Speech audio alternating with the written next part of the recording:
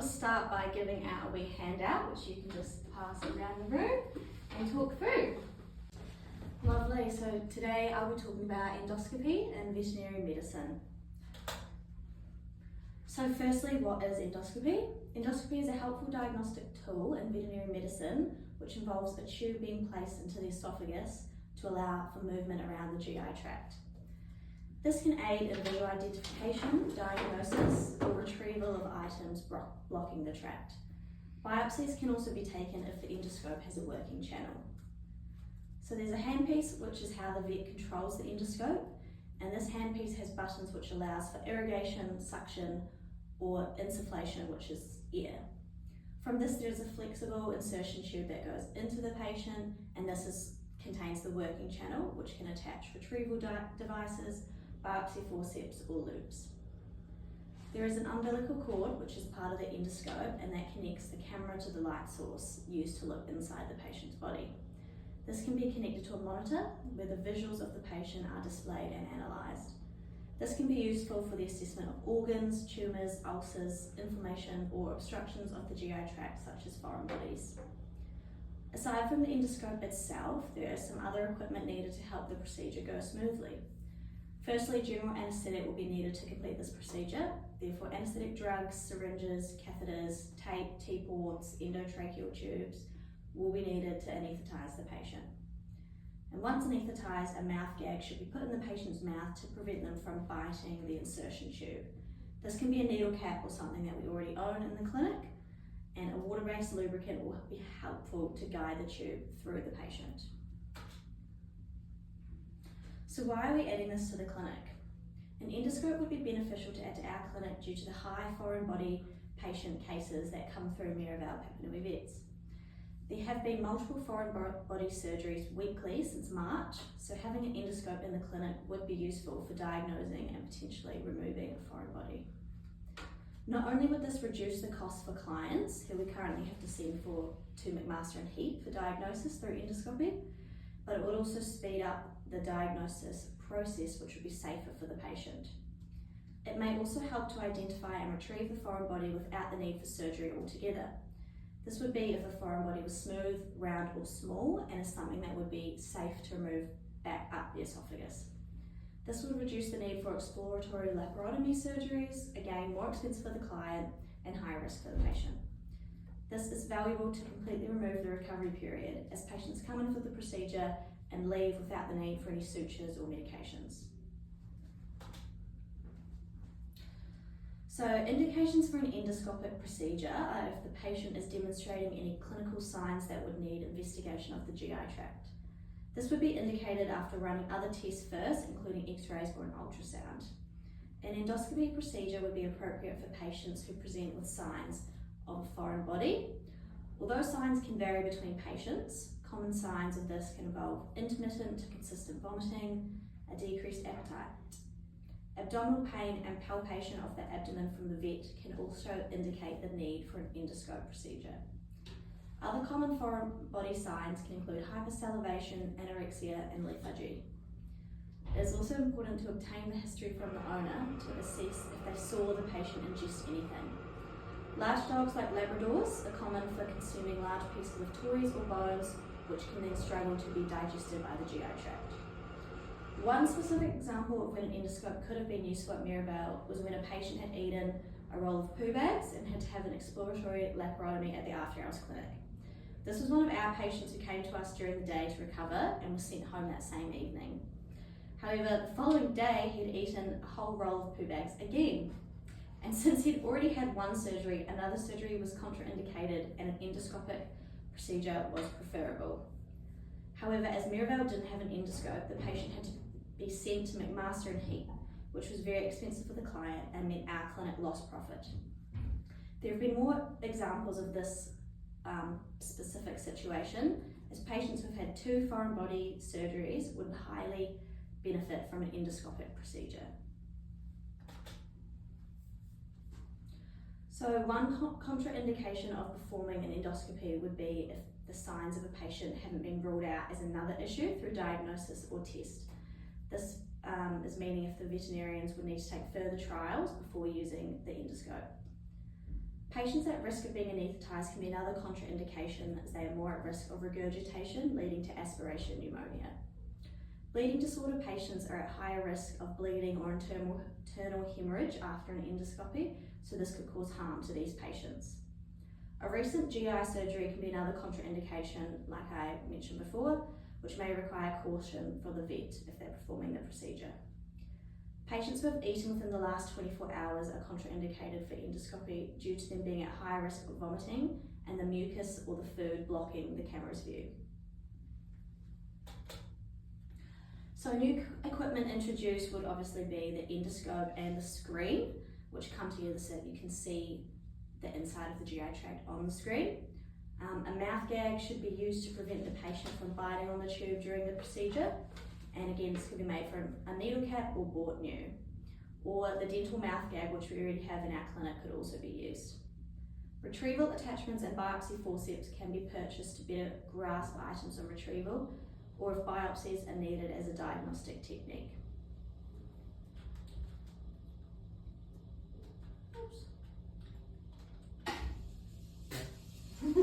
Right.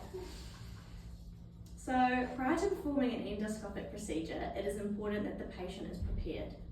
Due to this being a procedure performed under anaesthetic and inserted into the GI tract, food should normally be withheld for 24 hours prior. This is so nothing interferes with the camera and blocks the visuals. Oral cleansing solutions can also be helpful 12 hours before the procedure to help to cleanse the GI tract. The patient should be positioned in left lateral recumbency to perform the procedure, as it allows for more accessibility to the stomach. Anaesthetic monitoring will be needed throughout the procedure. So the endotracheal tube should be properly inflated and a mouth gag should be put in the patient's mouth to prevent them from biting on the tube. The patient's neck should be extended to ensure easier access, and lubricant should be used on the tube prior to insertion. The tube is then guided towards the back of the throat above the ET tube and inserted to the upper entrance of the esophagus. Air should be inflated into the lumen, which is the space in between the GI tract, to allow for the veterinarian to visualise the opening. Using the handpiece, the vet can guide the tube through the GI tract while staying in the middle, as it is best for visualisation. Depending on what the endoscope is being used for, will determine when the procedure is complete. Items will either be identified through the camera or monitor, and foreign bodies may be retrieved depending on the outcome. So expected results from the endoscopic procedure would be the diagnosis and or removal of foreign bodies. The camera should be able to identify objects not found on an X-ray or an ultrasound. Alongside this, there are retrieval attachments which can pull items out of the tract without the need for surgery. So there should be a recovery period for healing. This would be safer and easier for the patient, as they would not have a wound or medications to manage at home. So follow-ups required would be if there's any biopsies that have been taken, the veterinarian should follow up with the results after being sampled by the lab. Patients should be monitored for regurgitation or vomiting following the procedure, alongside any potential ulcers or irritations of the esophagus or the GI tract. There may be the need for diet change depending on the results of the endoscopy, potentially some gastrointestinal canned food, which may be easier on the stomach. Depending on the results of the endoscope will impact the future plan for the patient. This should be reported back to the owner at the time of discharge, or the owner should be contacted once the results are back. Providing the patient doesn't have any systemic diseases that may impact recovering, the patient should be good to go home that same day. However, post-op check may be required to assess if the patient's symptoms have resolved and that there are no other owner concerns. All of our records at Merivale Papanui Vet are kept through the software Vision to access the patient's previous medical records and to know the clinical history. This is also to upload future notes, results, and information about the patient and the procedure. This is extremely important for post-operative follow-up and to understand what happens in case something goes wrong throughout recovery. Notes about the procedure and results from the endoscope, including pictures, will also be kept on the patient's Vision file. Paper charts, including consent forms and anaesthetic charts, will be used to record the patient's status while under anaesthetic. This will then be kept in a tray until they can be scanned onto the patient's Vision file. Right, so this is the endoscope that we are looking at, which is suitable for small animal gastroscopy. This is a portable endoscope with a 1.2mm working channel which runs inside the insertion tube.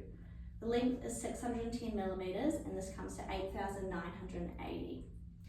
We would be getting the portable endoscope 10-inch screen, which is the largest screen here, and this comes to 2,999. So the total cost for the screen and the endoscopy comes to 11,979.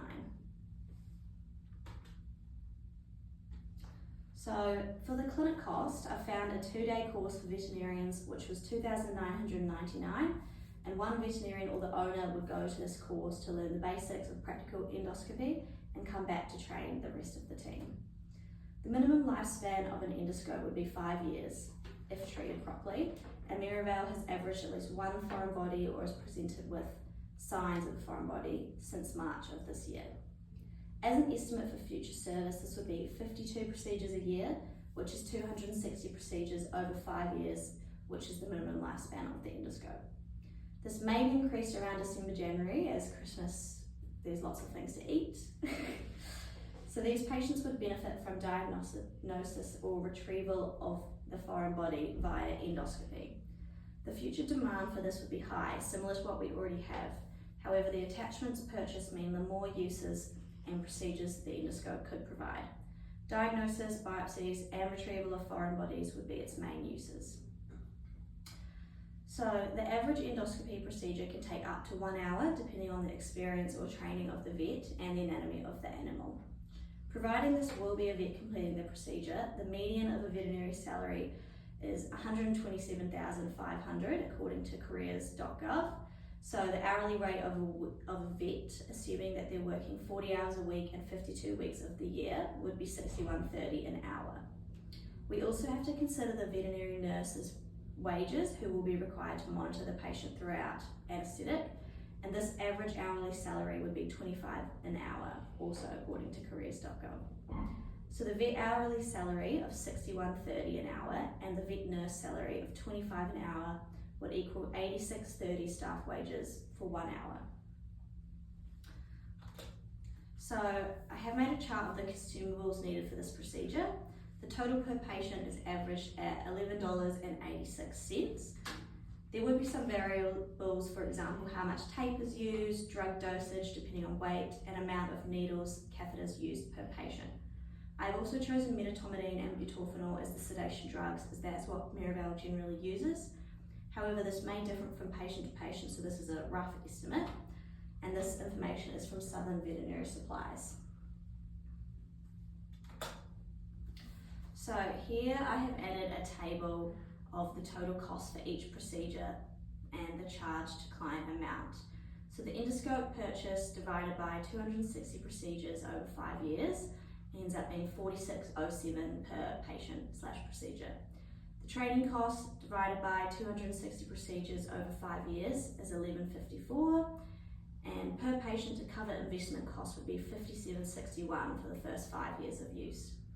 The consumables, including surgery gel, lube, sedation drugs, syringes, needles, catheters, ports, and tape, come to $11.86 per patient, and the staff wages again are $86.30 for an hour.